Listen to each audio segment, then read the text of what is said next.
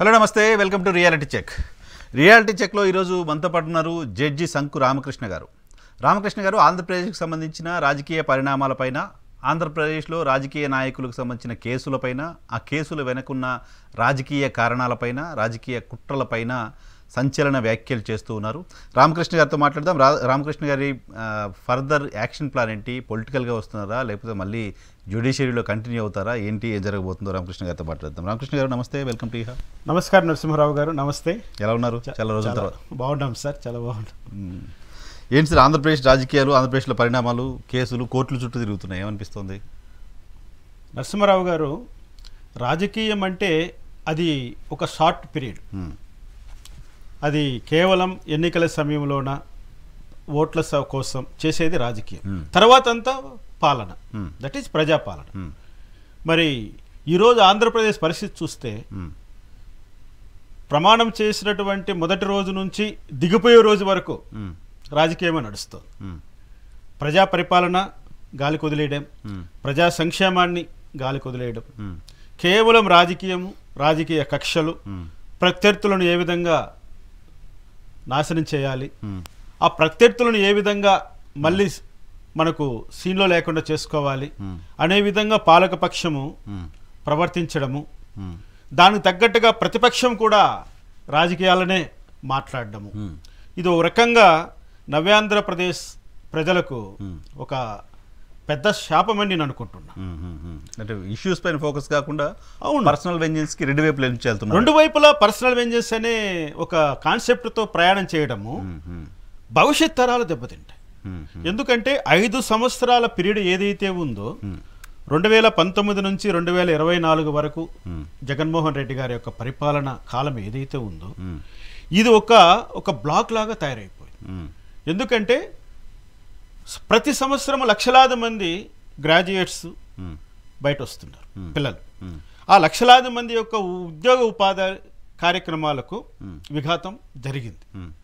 దానికి కోవిడ్ కారణం అందామా, లేకపోతే జగన్మోహన్ రెడ్డి గారికి ఉన్నటువంటి ప్రణాళిక లోపం అందామా, కానీ విద్యాలోకం, యువత చాలా నష్టపోయారు. రెండవది వచ్చిందను, రాష్ట్రం విడిపోయిన తర్వాత కేంద్ర ప్రభుత్వం ఏదైతే రాష్ట్రానికి చేస్తామని చెప్పినటువంటి కార్యక్రమాల ప్రస్తావన మరుగున పడిపోయింది. ప్రధానంగా ప్రత్యేక హోదా, Polavaram project, railway zone, Dugarajapatnam వంటి ఓడరేవులు, రాయలసీమకి ఇస్తానటువంటి బుందేల్ఖండ్ తరహా ప్యాకేజీలు, ఉద్యోగ కల్పన, ఈ పదాలు ఈ చర్చ లేదు కదా, అసలు ఎక్కడ కూడా కనిపించకుండా కనుమరుగైపోయాయి. మరి మన ఆంధ్రప్రదేశ్కు ఉన్నటువంటి రీసోర్సెస్ ఏంటి, ఖర్చులేంటి? 2,55,000 కోట్ల బడ్జెట్తో ప్రతిసారి జగన్మోహన్ రెడ్డి ముందుకు వస్తున్నాడు. ప్రతి నెల అప్పు చేస్తే గాని జీతాలు ఇవ్వలేనటువంటి దుర్భర పరిస్థితి రాష్ట్రంలో నెలకొని ఉంది. మరి ఇన్ని లోటుపాట్లు, ఇంత అపశయ దిశలో ఉన్నటువంటి ఆర్థిక రంగాన్ని ఎలా ఉద్ధరిస్తారు?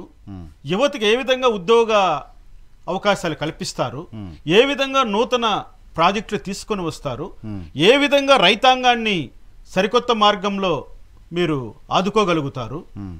కనీసం మంచినీరు కూడా అందించలేనటువంటి పరిస్థితులకు ఎందుకు దిగజారిపోయాం? అటువైపు శ్రీకాకుళం నుంచి, విజయనగరం నుంచి ఇటువైపు అనంతపురం జిల్లా వరకు ఈరోజు కూడా మంచినీటి కోసం గ్రామాల్లో ప్రజలు అవస్థలు పడుతున్నారంటే మరి ఇది తిరోగమనందామా, పురోగమనందామా? మనము అంటే ఆంధ్ర రాష్ట్ర రాజకీయాల పరిస్థితి మనం ఈ కోణంలో విశ్లేషించాలి. ప్రభుత్వాలు అటువంటి తప్పులు చేస్తున్న క్రమంలో ప్రభుత్వాలని ఈ ఇష్యూస్ వైపు ఫోకస్ చేసేలాగా, ఇష్యూస్ని అడ్రస్ చేసేలాగా, ఇష్యూస్ పైన ఫైట్ చేసే ప్రయత్నం పార్టీల వైపు నుంచి ఎంత మేరకు జరిగింది అంటే, ముఖ్యంగా ప్రభుత్వం చేసేటువంటి ఇటువంటి అసమర్థ కార్యక్రమాలను ఎదిరించి నిలబడి ప్రజల్లోకి తీసుకోవాల్సిన బాధ్యత ప్రతిపక్ష పార్టీలు. కానీ ప్రతిపక్ష పార్టీ సమర్థవంతంగా ఈ యొక్క ఇష్యూస్ను ఫోకస్ చేస్తున్నారని మనం గమనించాం. ఈరోజు చంద్రబాబు నాయుడు గారిని అరెస్ట్ చేసి జైల్లో పెట్టిన తరువాతనే రాజకీయం మొదలైంది. ఆ తర్వాత నుంచే రాష్ట్రంలో పరిస్థితులపైన ప్రతి ఒక్కరూ కూడా స్పందించడం మొదలుపెట్టారు.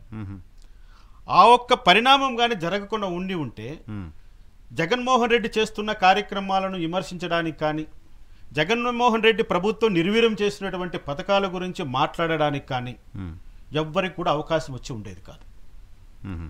ఇది ఎందుకు అంటున్నానంటే, ఎవరు కూడా పబ్లిక్ లేకొచ్చి అది ప్రభుత్వ వ్యతిరేక విధానాలను ప్రశ్నించిన వాళ్ళు లేరు. ముఖ్యంగా ఉపాధ్యాయులు. అంటే రాష్ట్రానికి సంబంధించి ఎన్నికలను అత్యంత ప్రభావితం చేసేటువంటి ఏదైనా సెక్టార్ ఉందంటే అది ఉపాధ్యాయ వర్గం. ఉపాధ్యాయ వర్గానికి సంబంధించినటువంటి పిఆర్సీ రూపంలో అయితేనేమి, జీతాల పెంపు అయితేనేమి, ఇతరత్ర వాళ్ళకి సంబంధించినటువంటి ఫైనాన్షియల్ బెనిఫిట్స్ అయితేనేమి, సర్వీస్ బెనిఫిట్స్ అయితేనేమి, వీటన్నిటికి గత 4 సంవత్సరాల నుంచి జగన్మోహన్ రెడ్డి మూలన పడేసాడు. మరి ఉపాధ్యాయ వర్గాల నుంచి కూడా ఒకసారి విజయవాడలో భారీ ఎత్తున వాళ్ళు కార్యక్రమం చేయడం జరిగింది. కానీ అక్కడితో ఆగిపోయింది.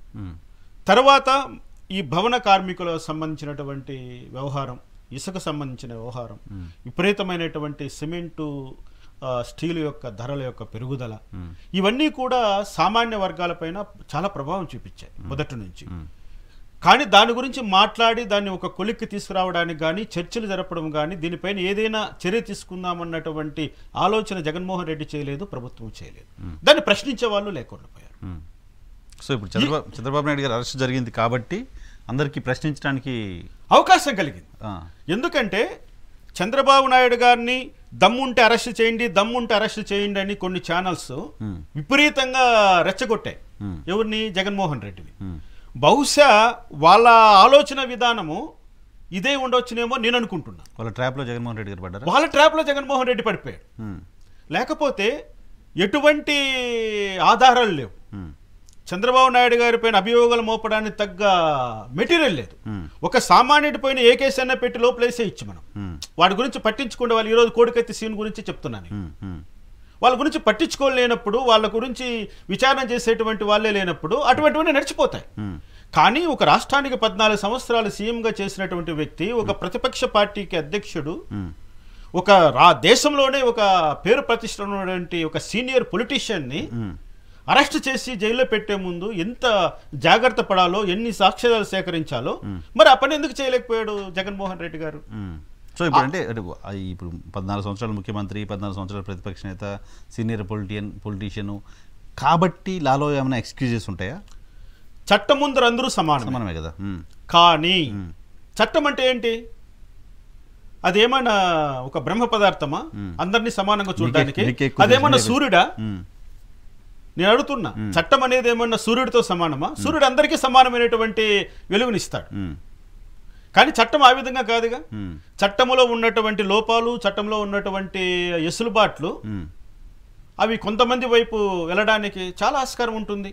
సో ఇప్పుడు మొన్న సుప్రీంకోర్టులో 17A పైన డిస్కషన్ జరిగిన సందర్భంలో త్రివేది గారు కావచ్చు, అనిరుద్ బోస్ గారు కావచ్చు చెప్పిన మాట, 17Aకి సంబంధించి అభిప్రాయాలు డిఫరెంట్గా చెప్పినప్పటికీ ఏసీబీ కోర్టు తీసుకున్న చర్య రిమాండ్కి పంపించడాన్ని ఎక్కడ తప్పు పట్టలేకపోవడాన్ని ఎలా చూడాలి? ముఖ్యంగా నేను ఆ జడ్జిమెంట్ మొత్తం చదివానండి. ఎక్కువగా 17A గురించే ఇరుపక్షాల వాళ్ళు ప్రస్తావన తీసుకొచ్చారు. 17A అన్నది చంద్రబాబు నాయుడు గారి వాదనలతో ఏకీభవిస్తే ఇంకా రిమాండ్ అనేది ఆటోమేటిక్గా నల్ అండ్ వాయిడ్ అయిపోతుంది. ఏకీభవించి ఇప్పుడైనా మీరు పర్మిషన్ తీసుకోవచ్చు, దాన్ని రిమాండ్ తప్పు పట్టాల్సిన అవసరం లేదు అని బోస్ గారు అన్నట్టుగా చూశాను. చట్టంలో ఉన్నదే అది. ఎందుకంటే ఎవరినైనా ప్రాసిక్యూట్ చేసే ముందు వాళ్ళకు ఉన్నటువంటి రాజ్యాంగపరమైన రక్షణలు ఏదైతే ఉందో, అంటే ప్రభుత్వ అధికారులకు వచ్చి సిఆర్పిసిలో 197 సిఆర్పిసి వర్తిస్తుంది. ఈ ప్రివెన్షన్ ఆఫ్ కరప్షన్ యాక్ట్ 2018లో అమెండ్మెంట్ చేసి 17Aని తీసుకొచ్చారు. అంటే 197 సిఆర్పిసి 17A అనేది nothing but one and the same. కాకపోతే 197 సిఆర్పిసి అనే దాన్ని వర్తింపజేయాల్సి వచ్చినప్పుడు దాంట్లోనే కొన్ని మినహాయింపులు ఉన్నాయి. కానీ 17Aని పగడ్బందీగా అమలు చేయాలి ప్రివెన్షన్ ఆఫ్ కరప్షన్ యాక్ట్ తీసుకున్నప్పుడన్న సదుద్దేశంతో, ఇది ఎందుకంటే స్పెషల్ యాక్ట్ కాబట్టి ఇందులో ప్రత్యేకంగా తీసుకొచ్చారు. అంటే స్పెషల్ యాక్ట్కు అదేవిధంగా రెగ్యులర్గా అప్లై చేసేటువంటి యాక్ట్కు ఉన్నటువంటి ప్రొసీజరల్ ఇంప్లికేషన్స్లో నీకు స్పెషల్ యాక్ట్ ప్రివేల్ అవుతుంది. అందువల్ల స్పెషల్ యాక్ట్ ప్రివేల్ అవుతుంది కాబట్టి 17Aని ప్రత్యేకంగా తీసుకొచ్చారు. ఇక్కడ 17A అన్నదాన్ని కేవలం ఒక సీల్డ్, అది ఒక రక్షణ కవచం. అంటే నువ్వు అర్ధరాత్రి వచ్చి నువ్వు లిఫ్ట్ చేసి తీసుకెళ్ళిపోతే కుదరదు ఎవరిని కూడా. అందులో ఏంటంటే రెడ్ హ్యాండెడ్గా కరప్షన్ చేస్తూ నీ క్యాష్ టేబుల్ మీద ఉండి నిన్ను ఏసీబీ వాళ్ళు పట్టుకుంటే అప్పుడు ఏది 17A వర్తించదు, ఏది వర్తించదు. ఒక ఎక్సెప్షన్ మాత్రం ఉంది అందులో. కానీ మిగతా వాటికి అన్నిటికీ కూడా నువ్వు కన్సర్న్ గవర్నమెంట్ దగ్గర నుంచి కానీ కన్సర్న్స్ అథారిటీ దగ్గర కానీ నువ్వు పర్మిషన్ తీసుకొని నువ్వు ఎఫ్ఐఆర్ కట్టు, ఇన్వెస్టిగేట్ చేసుకో, అన్ని వెసులుబాట్లు ఉన్నాయి. ఇప్పుడు 17A క్వాష్ అవుతాయి పిటిషన్ క్వాష్ అవుతాయి, ఇంకా కేసులన్నీ పోతాయా? 17A వర్తిస్తుంది అని చెప్తే చంద్రబాబు నాయుడు గారి కేసు ముందు ఉన్నటువన్నీ కూడా నల్ అండ్ వాయిడ్ అవుతాయి. అంటే ఇక్కడ ఏంటి, మళ్ళీ మేము పర్మిషన్ తీసుకోవచ్చు అన్నదాన్ని అన్ని వేళలా దాన్ని సుప్రీంకోర్టు కానీ హైకోర్టు కానీ సమర్థించదు. ఇప్పుడు 17A వర్తిస్తుంది అని చెప్పిన అనిరుద్ బోస్ గారు కూడా వర్తిస్తుంది కావాలంటే ఇప్పుడైనా మీరు పర్మిషన్ తీసుకోవచ్చు గవర్నర్ దగ్గర, ఆ ఎఫ్ఐఆర్ రిమాండ్ వాటన్నిటిని తప్పుగా మేము భావించలేము అని చెప్పారు. What does it mean? అది కూడా తప్పే. ఎందుకు తప్పు అంటున్నానంటే 17A స్టార్టింగ్ పాయింటే no police officer shall conduct any enquiry or enquiry without prior sanction. This word used in the act. No police officer shall అన్నప్పుడు నువ్వు ఎఫ్ఐఆర్ కట్టడానికే లేదు వితౌట్ ప్రేయర్ శాంక్షన్ లేకుండా.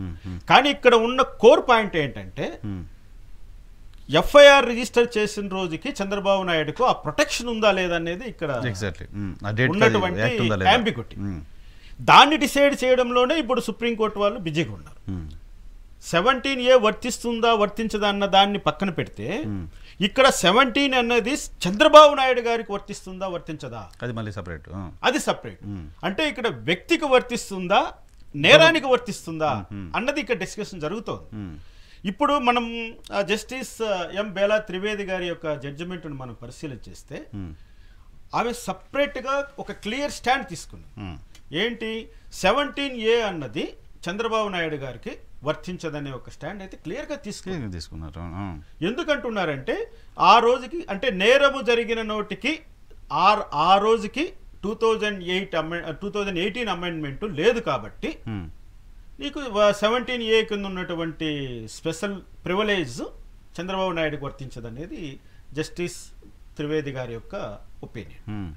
ఇక్కడ ఎక్కడ మిస్ అవుతున్నామంటే మనము ఈ యొక్క యాక్ట్ ఏదైతే ఉందో అది ప్రాస్పెక్టివ్ ఎఫెక్ట్ కింద వస్తుందా లేదా రెస్ట్రాస్పెక్టివ్ ఎఫెక్ట్ కింద వస్తుందా, ఈ వర్డ్ డిసైడ్ చేయడం కోసమే ఇంత తతంగం నడుస్తూ ఉంది. ఒకవేళ ఇది రెస్ట్రాస్పెక్టివ్ ఎఫెక్ట్గా వస్తుందని అంటే ఇంకా దెర్ ఇస్ నో డౌట్ అట. Chandrababu Naidu is clear. లేదు ఇది ప్రాస్పెక్టివ్ వేలోనే వస్తుందంటే మళ్ళీ ఒక సమస్య వచ్చి పడింది. ఎందుకంటే నువ్వు ఎఫ్ఐఆర్ కట్టింది ఎప్పుడు 2021లో ఎఫ్ఐఆర్ కట్టారు. మరి 2021లో ఎఫ్ఐఆర్ కట్టిన రోజుకి 2018 అమెండ్మెంట్ వచ్చిన రోజుకి గ్యాప్ ఉంది కదా. అంటే నువ్వు ఎఫ్ఐఆర్ కట్టిన రోజు నుంచి తీసుకుంటే ఆ ప్రొటెక్షన్ చంద్రబాబు నాయుడుకు ఉన్నట్లే కదా. అందుకనే దీన్ని వాళ్ళిద్దరూ ఎటువంటి డెసిషన్ తీసుకోకుండా మళ్ళీ చీఫ్ జస్టిస్ గారికి నివేదించారు. చీఫ్ జస్టిస్ గారు 3 జడ్జెస్ బెంచా లేకపోతే 5 జడ్జెస్ బెంచా ఏదో అవకాశం ఉంది. కానీ ఇది ఎప్పుడు జరుగుతుంది? రాబోయే రోజులు చాలా దగ్గరలో రాష్ట్రానికి ఎన్నికలు వచ్చే అవకాశం ఉంది. చంద్రబాబు నాయుడు గారు పోటీ చేయాలి. చంద్రబాబు నాయుడు గారు ప్రజల ముందుకు రావాలి. నువ్వేమో ఖైదీ నెంబర్ 6039 అంటూ తెలుగుదేశం వాళ్ళు జగన్మోహన్ రెడ్డిని కామెంట్ చేస్తున్నారు. ఇంకా జగన్మోహన్ రెడ్డి మనుషులు చంద్రబాబు నాయుడు కూడా నువ్వు కూడా ఖైదీని నీ నెంబర్ ఇదని చెప్పేటువంటి వాతావరణం ఈ రోజు రాష్ట్రంలో ఉంది. అందుకనే చంద్రబాబు నాయుడు గారు ఎందుకు బెయిల్ కోసం ప్రయత్నం చేయకుండా ఎందుకు ఆయన కేవలం ఇది ఒక టోటల్ గా క్యాష్ చేయడానికి పట్టుబట్టాడంటే ఆయనకున్నటువంటి రాజకీయ తర్వాత వచ్చింది. అంటే ఆయన బలవంతంగా లాయర్లు ఒప్పించి ఏదో చేసి బెయిల్ తీసుకోవడం ఇష్టం లేదు. ఆయనకు బెయిల్ తీసుకోవడం ఇష్టం లేదు. ఆయన ఎప్పుడు బెయిల్ కోరుకోలేదు. ఆయన ఏసీబీ జడ్జి గారి ముందు చెప్పిన పదం ఏంటి, నన్ను చట్ట విరుద్ధంగా అరెస్ట్ చేశారు. ఆయన నేను నేరము చేయలేదంటూనే ఆయన ఎటువంటి వర్డ్ వాడలేదు. నన్ను చట్ట విరుద్ధంగా నన్ను అరెస్ట్ చేసి బలవంతంగా తీసుకొచ్చారు. నన్ను అరెస్ట్ చేయడానికి గవర్నర్ గారి యొక్క పర్మిషన్ అవసరము, ఇది చట్టములో ఉంది, చట్ట ఉల్లంఘన చేశారనే వాదన చేస్తున్నాడే కానీ ఆయన ఇతరత్ర ఏమీ మాట్లాడలేదు. కానీ లాయర్లు వాళ్ళు టైంను బట్టి ఆ సర్కమ్స్టెన్స్ని బట్టి ఏ విధంగా దాన్ని అటాక్ చేయాలి, పూర్తిగా క్వాష్ చేయడానికి వెళ్ళాలా లేకపోతే బెయిల్ కోసం వెళ్ళాలా, ఎట్లా మన యొక్క క్లయింట్ని మనము సేఫ్గా తీసుకురావాలనేది లాయర్లు ఆలోచిస్తారు. ఒకవేళ క్లయింట్ ఇది వద్దన్నా కూడా లాయర్లకు వాళ్ళ ఆలోచన వాళ్ళు ముందుకెళ్తారు. అది జరిగింది కాబట్టే ఒక రకంగా చంద్రబాబు నాయుడు గారికి ఈరోజు మేలు జరిగింది. ఓకే, ఒకవేళ చంద్రబాబు నాయుడు గారు పట్టుబట్టినట్లుగానే అది క్వాష్ కోసమే నిలబడి ఉండింటే ఆయనకి ఈరోజు బెయిల్ లేదు కదా, ఇంకా జైల్లోనే ఉండేవాళ్ళు.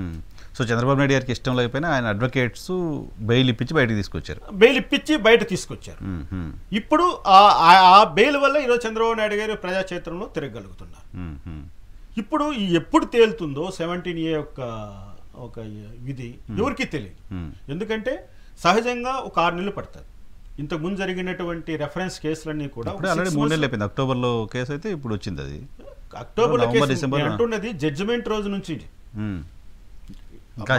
అక్కడ నుంచి ఎవరు క్యాలిక్యులేట్ చేయరు. నేను అంటున్నది 6 months అన్నది జడ్జిమెంట్ డిఫరెంట్ ఒపీనియన్ వచ్చిన రోజు నుంచి ఒక 6 months లోపల దాన్ని ఫైనలైజ్ చేయాలనేది అందరూ పాటిస్తున్నటువంటి ఒక సహజ డిసిప్లినరీ ఒక వర్డిక్ట్ అది ఎక్కడ సుప్రీంకోర్టులో.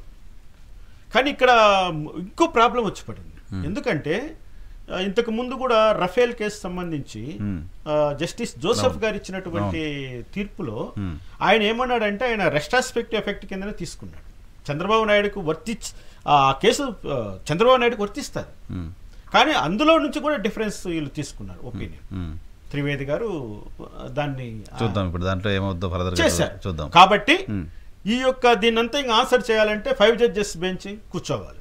సుప్రీంకోర్టులో ఉన్నదే 32 మంది జడ్జీలు, 140 కోట్ల జనాభాకి సంబంధించి 32 మంది జడ్జీలు ఉన్నారు. 32 జడ్జిమెంట్ వాళ్ళకి ఎప్పుడు అలకేట్ చేయాలి, వాళ్ళలో ఎవరిని ఎలా అలకేట్ చేయాలి, వాళ్ళకి ఎప్పుడు. ఇప్పుడు సిఐడి ఒక మాట చెప్తోంది రామకృష్ణ గారు, ఏంటంటే ఇప్పుడు సుప్రీంకోర్టులో ఆ ద్విసభ్య బెంచ్లో ప్రొసీజర్ని రిమాండ్కి ఇవ్వడానికి తప్పుపట్టలేదు కాబట్టి ఏపీ సిఐడి ఫర్దర్గా తన విచారణ తను చేసుకోవచ్చు అనేది ఒకటి సిఐడి చెప్తోంది. సో మళ్ళీ చంద్రబాబు నాయుడు గారికి నోటీసులు ఇచ్చి మళ్ళీ కస్టడీ కోసమా లేకపోతే మళ్ళీ విచారణకు సంబంధించి పిలవడానికి సంబంధించిన అవకాశం ఉందా? అటువంటి పాసిబిలిటీ? అటువంటి అవకాశం లేనే లేదు చట్టపరిధిలో.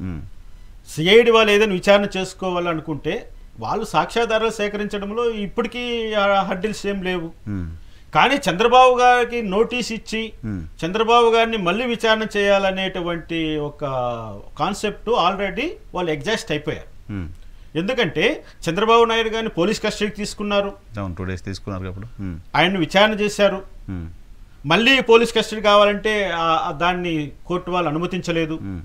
కాబట్టి చంద్రబాబు నాయుడు గారికి నోటీస్ సర్వ్ చేయడము, చంద్రబాబు గారిని విచారించడం అన్నది కంప్లీట్గా ఆల్రెడీ ఎగ్జాస్ట్ అయిపోయింది. రకరకాల వార్తలు వస్తున్నాయి, మాకు పెద్ద లీగల్ నాలెడ్జ్ లేదు కానీ మళ్ళీ చంద్రబాబు నాయుడు గారిని అరెస్ట్ చేయొచ్చు ఇంకేదో కేసు పైన, ఇది మన ఫైబర్ నెట్ కేసులోనే ఏదో బెయిల్ కోసం ఆయన వెళ్ళారు కదా, సో దాంట్లో మళ్ళీ అరెస్ట్ చేస్తారు లాంటి వార్తలు కూడా వస్తున్నాయి. Is it possible? ఖచ్చితంగా. అంటే ఏదైతే ఇప్పుడు స్కిల్ డెవలప్మెంట్ కేసు సంబంధించిన వరకు తీర్పు వర్తిస్తుంది. మిగిలినటువంటి ఇన్నర్ రింగ్ రోడ్డు విషయంలో కానీ లేకపోతే మద్యం కేసులో అయితేనేమి, మద్యం కానీ ఫైబర్ నెట్ కేసుది పెండింగ్లో ఉంది. ఫైబర్ నెట్ కేసు ఇప్పటికీ కూడా ఆయన హైకోర్టుకు వెళ్ళిన తర్వాత హైకోర్టు డిస్మిస్ చేసి సుప్రీంకోర్టులో పెండింగ్ ఉంది. కాకపోతే ఆ రోజు సుప్రీంకోర్టు జడ్జెస్ ఏం చెప్పారు, మేము 17A ఫైనలైజ్ చేసిన తర్వాత ఈ కేసును టేకప్ చేస్తాము, అంతవరకు అతనికి అరెస్ట్ చేయకండి అనేటువంటి ఒక ప్రొటెక్షన్ ఇచ్చారు. ఇప్పుడు 17A తేలడానికి 6 నెలలు పడుతుంది. సో అది మళ్ళీ మొన్న తేలినట్టు కాదు, ఇప్పుడు తేలినట్లు కాదు, it is as a status quo. అది ఎలా ఉందో అలా ఉండిపోయినట్టు వరకు ఫైబర్ నెట్ ఆయన అరెస్ట్ చేయలేదు. ఇప్పుడు ఫైబర్ నెట్ అరెస్ట్ చేయడానికి ఆ రోజు సుప్రీంకోర్టు వాళ్ళు పాస్ చేసినటువంటి ఓవర్ ఆర్డర్ ఏదైతే ఉందో అది ఎఫెక్టివ్ లో ఉన్నట్లే. అంటే ఇంకా ఫైబర్ నెట్ కి 17Aని 5 judges బెంచ్ కానీ 3 judges బెంచ్ కానీ ఏదో రూపంలో దాని మీద ఫైనాలిటీ వచ్చిన తర్వాతనే ఫైబర్ నెట్ కేసులో వీళ్ళు సిఐడి వాళ్ళు ముందరకు పోవాల్సి. మిగతా కేసులో ఐఆర్ కేసులో మిగతా కేసులో ఆల్రెడీ న్యాయపరమైనటువంటి రక్షణలో ఉన్నాడు కాబట్టి ఇప్పుడు చంద్రబాబు నాయుడు గారిని టచ్ చేయడానికి లేదు. నారా లోకేష్ గారు అరెస్ట్ కి సంబంధించిన పాసిబిలిటీ ఉందా? ఇప్పుడు నారా లోకేష్ గారు బెయిల్ తీసుకున్నారు కదా, కానీ ఇప్పుడు రెడ్ బుక్ లో ఏదో పేర్లు రాశారు, బెదిరిస్తున్నారు, ఆయన వైలేట్ చేశారంటూ సిఐడి యొక్క మెమో వేసింది. అవునండి. ఇప్పుడు నేను ఒకటి అడుగుతాను, నేను పర్సనల్గా ఒక డైరీ రాసుకుంటున్నా, నీకు వచ్చిన నష్టం ఏంటి? నా పర్సనల్ డైరీలో ఉన్నటువంటి అంశాన్ని నేను పబ్లిక్ చేసినప్పుడు అందులో నీకు ఏదైనా మనసుకు గాయం కలిగితే అప్పుడు నువ్వు ఎవరినైనా ఆశ్రయించి కోర్టుని నా డైరీలో నేనేం రాసుకున్నానో, ఎవరి పేర్లు రాసుకున్నానో, ఏం రాసుకున్నానో నీకెలా తెలిసింది? పర్సనల్గా రాసుకొని డైరీ లోపల పెట్టుకొని లోపల ఏముందో ఎవరికి చెప్పకపోతే డెఫినెట్గా అది బయట సంబంధం లేదు, రాదు కదా. నారా లోకేష్ గారు కొన్ని ఇంటర్వ్యూస్లో ఈ డైరీలో పలానా వాడి పేరు రాశాను, పలానా వాడి పేరు రాశాను, వాళ్ళ సంగతి మేము రాగానే చూస్తాము అన్నారు. ఇది బెయిల్ రూల్స్ని వైలేట్ చేయడం అనేది సిఐడి చెప్తున్నమాట. బెయిల్ రూల్స్ వయలేషన్ అంటే ఈ కేసు సంబంధించి నేను ఎవరిని ప్రభావితం చేసే విధంగా కానీ భయపెట్టే విధంగా కానీ ప్రవర్తించకూడదు అనేది రైట్. ఇక్కడ లోకేష్ గారి మీద వచ్చినటువంటి అపవాదం ఏంటి? ఆయన ఒక బుక్ పెట్టుకున్నాడండి, ఇన్వెస్టిగేటింగ్ ఆఫీసర్ పేర్లు పెట్టుకొని బెదిరిస్తున్నాడు అనేది ఆయన. కానీ లోకేష్ గారు చెప్పదలుచుకున్నది ఏంటి? ఎవరైతే పోలీస్ అధికారులు కావచ్చు, ఇతరత్ర ప్రభుత్వ అధికారులు కావచ్చు, చట్టాన్ని ఉల్లంఘించి ప్రవర్తన చేస్తున్నారో అటువంటి వారిపైన న్యాయ ప్రక్రియ చేపట్టి వాళ్ళని న్యాయ ప్రక్రియలో భాగంగా విచారణ చేసి వాళ్ళపైన చర్యలు తీసుకుంటాము, వాళ్ళని వదిలిపెట్టము అని అంటున్నాడు. ఈయనేమి నిన్ను డైరెక్ట్గా వచ్చి నా మనసులో వచ్చి నిన్ను నరికేస్తారు, చంపేస్తారు, నిన్ను ఏదో చేస్తాను అన్నట్లే. న్యాయ ప్రక్రియ ద్వారా ఆయన చాలా కాన్షియస్ గా రాజ్యాంగబద్ధంగానే మాట్లాడాడు. న్యాయ ప్రక్రియ ద్వారా వీళ్ళకందరికీ మేము సరైనటువంటి గుణపాఠం నేర్పుతాం. సిఐడి చెప్తుంది ఏంటి అంటే ఆ కేసులో ఎవరైతే స్కిల్ డెవలప్మెంట్స్ కేసులో కొంతమంది ఐఏఎస్ అధికారులు, కొంతమంది మిగతా గ్రూప్ 1 ఆఫీసర్స్ వీళ్ళు వాంగ్మూలం ఇచ్చారు. ఆ వాంగ్మూలం తప్పుడు వాంగ్మూలం, మేము వచ్చిన తర్వాత వాళ్ళ కథ తెలుస్తామని నారా లోకేష్ గారు అన్నారు అనేది సిఐడి చెప్తుంది. కొన్ని ఛానల్స్కి ఏదో ఇంటర్వ్యూ కూడా ఇచ్చారంట ఆయన. ఈ వర్డ్ చెప్పారంట, వాంగ్మూలం ఇచ్చిన వాళ్ళ సంగతి చేస్తామని. వాంగ్మూలం 164 వాంగ్మూలం అంటే అది ఫైనల్ కదా, ఇంకా దాని మళ్ళీ ట్యాంపర్ చేయడానికి కూడా లేదు కదా. సో అటువంటి వాంగ్మూలం ఇచ్చిన వాళ్ళని ఏదో చేస్తామని మాట్లాడడం బెదిరించడం కిందకి రాదా? Why not? అంటే సాక్షులు ఇచ్చినటువంటి వాంగ్మూలాన్ని బేస్ చేసుకొని ఆ పర్టికులర్ వ్యక్తిని వాళ్ళంతా చూస్తాము కానీ వాళ్ళపైన చర్యలు తీసుకుంటామని అనడం అయితే ఒక రకంగా సాక్షిని బెదిరించడం కింద వస్తుంది. పైగా 164 అనేది ఎవరు మన జడ్జి దగ్గర, మ్యాజిస్ట్రేట్ దగ్గర మనం రికార్డ్ చేసే వాయిస్. కానీ ఇక్కడ ఇప్పుడు మనకి దస్తగిరి కూడా వివేకానంద రెడ్డి కేసులో ఇచ్చింది అది. కానీ ఇక్కడ ఆయన ఒక ఇంటర్వ్యూలో మీరు అన్నట్లుగానే ఆ యొక్క ఎవరైతే ఇంటర్వ్యూ చేస్తున్నటువంటి వ్యక్తి అడిగినటువంటి ప్రశ్న ఏంటంటే, ఈ స్కిల్ డెవలప్మెంట్ కేసులో విచారణకు వచ్చినటువంటి కొంతమంది ఐఏఎస్ ఐపీఎస్ ఆఫీసర్, నేనేం చెప్తున్నానంటే ప్రేమచంద్రారెడ్డి విషయం నేను పేరు చెప్తాను. ఎందుకంటే ప్రేమచంద్రారెడ్డి ఆ రోజుల్లో దానికి సంబంధించినటువంటి కన్సర్న్ ఆఫీసర్. ఓకే, ఆయన ఎక్సలెంట్గా ఉంది స్కిల్ డెవలప్మెంట్ ప్రోగ్రామ్ అంటూ సెంట్రల్ గవర్నమెంట్ నుంచి అవార్డు అందుకున్నాడు. ఓకే, అవార్డు అందుకున్న కూడా ఇప్పుడు జగన్మోహన్ రెడ్డి సీఎం అయిన రెండు సంవత్సరాల తర్వాత. అంటే ప్రోగ్రామ్ అంతా ఎక్సలెంట్గా నడిచింది, ఎక్కడ ఎటువంటి లోటుపాట్లు లేవంటూ సెంట్రల్ గవర్నమెంట్ నుంచి అవార్డు తీసుకున్నటువంటి వ్యక్తి మరి ఆ ప్రోగ్రామే లాంచ్ చేయలేదు, 376 కోట్లు నొక్కేశారంటూ సాక్ష్యం చెప్తే ఆ వ్యక్తిని నువ్వు తప్పుడు సాక్ష్యం చెప్పావు, మేము తరువాత నీపైన చర్య తీసుకుంటాం అనడం అనేది భయపెట్టినట్లు కాదు. ఓకే, ఇది భయపడినట్లు కాదు. తప్పుడు వాంగ్మూలంతో, తప్పుడు సమాచారంతో ఇన్వెస్టిగేటింగ్ ఏజెన్సీలను తప్పుదారి పట్టించడము it is an offence as per Indian Penal Code. ఆ రైటు ముద్దాయిలకు ఉంటుంది, ఎవరికైనా ఉంటుంది. ఆ రైట్ ఇప్పుడు చంద్రబాబు నాయుడు గారికి ఉంది, లోకేష్ గారికి ఉంది హక్కు. మీరు చేసింది తప్పుడు సమాచారంతో ఇన్వెస్టిగేటింగ్ ఏజెన్సీలను, కోర్టును తప్పుదారి పట్టించారు కాబట్టి ఇండియన్ పీనల్ కోడ్లో ఉన్నటువంటి సెక్షన్ 211 ఐపీసీ ఏదైతే ఉందో అది ఇక్కడ అట్రాక్ట్ అవుతుంది. కాబట్టి మీరు దీనికి బాధ్యత వహిస్తారని చెప్పడంలో ఆయన లీగల్ లాంగ్వేజ్ వాడలేకపోయాడు కాబట్టి అందరూ ఆ విధంగా భ్రమపడుతున్నారు. ఇది చట్టం కల్పించినటువంటి హక్కు. ఇక్కడ ఇప్పుడు ఇది సేమ్ యాజ్ ఇట్ ఈస్గా దస్తగిరికి అప్లై చేస్తే, దస్తగిరి 164 స్టేట్మెంట్లో జమ్మలమడుగు మ్యాజిస్ట్రేట్ ముందు చెప్పిన మాట హత్య వెనక ఎవరెవరు ఉన్నారు, ఎవరెవరు ఏం చేయించారని చెప్పారు. ఇప్పుడు ఆయన చెప్పిన పేర్లకు సంబంధించిన వాళ్ళు దస్తగిరి గురించి మాట్లాడితే అది బెదిరించడం అవుద్దా, అది దస్తగిరి తప్పు చేశాడు కాబట్టి చేసినట్టుగా చూడాల్సి ఉంటుందా? నరసింహారావు గారు, ఒక ముద్దాయి ఇచ్చేటువంటి కన్ఫెషన్ స్టేట్మెంట్కి, ఒక సాక్షి ఇచ్చేటువంటి స్టేట్మెంట్కి there is a lot of difference.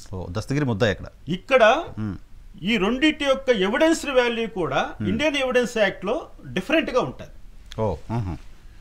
Okay, ఇక్కడ ముద్దాయి అన్నవాడు అప్రూవర్గా మాడి జరిగినటువంటి విషయాలను స్పష్టంగా కోర్టు ముందర ఒప్పుకుంటే, అక్కడ కూడా ఏంటి, నేరాన్ని తను ఒప్పుకుంటూ తన ఆ నేరం ఎందుకు చేయాల్సి వచ్చిందో, ఎవరితో కలిసి చేయాల్సి వచ్చిందో విషయాలను నేరస్తుడు బయట పెడతాడు. నేను కూడా దాంట్లో పార్ట్గా ఉన్నానంటూ అది.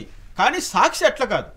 సాక్షి తనకు తెలిసిన విషయాన్ని, తన నోటీస్కి వచ్చిన అంశాలను కోర్టు ముందర ఉంచుతాడు. ఇక్కడ సాక్షి యొక్క రోల్ ఎలా ఉండాలంటే, you must speak truth.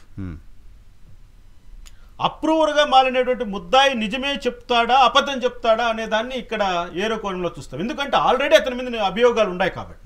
Premachandra Reddy ముద్దాయి కాదు, సాక్షి ఇతను దస్తగిరి ముద్దాయి కంపారిజన్ చేయాలి. కాబట్టి వీళ్ళిద్దరి మధ్య కంపారిజన్ చేయడం అన్నది న్యాయ ప్రక్రియలో సాధ్యం కాదు.